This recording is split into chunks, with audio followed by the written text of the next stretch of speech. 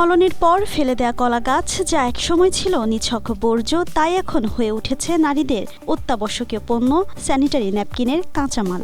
রাঙামাটিতে কলা গাছের উচ্ছিষ্ট অংশ সংগ্রহ করে তৈরি করছে স্বাস্থ্যসম্মত, পরিবেশ বান্ধব এবং পুনর্ব্যবহারযোগ্য স্যানিটারি ন্যাপকিন। এই ন্যাপকিন তৈরির প্রক্রিয়াও বেশ সহজ।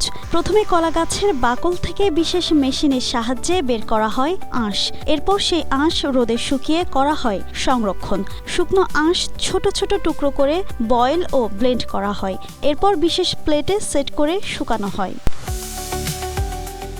আঁশ নির্দিষ্ট আকারে কেটে ক্যানভাস ও পানিরোধক কাপড় দিয়ে তৈরি করা হয় ন্যাপকিন।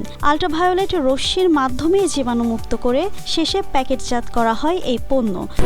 স্ট্রবেরি সুপার ডটেড ও ক্লাসিক ভ্যারিয়েন্ট, সেন্সেশন, জাগুক শিহরণ। প্রকৃতি নামের এই ন্যাপকিন পুনর্ব্যবহারযোগ্য এবং উচ্চ শোষণ ক্ষমতা সম্পন্ন।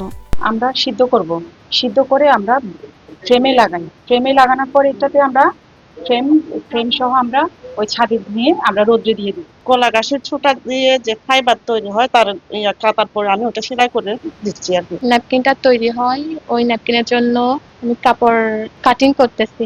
এখানে কাজ করে অনেকে হয়েছেন স্বাবলম্বী, পাশাপাশি পরিবেশ বান্ধব একটি পণ্য তৈরি করতে পেরেও খুশি তারা।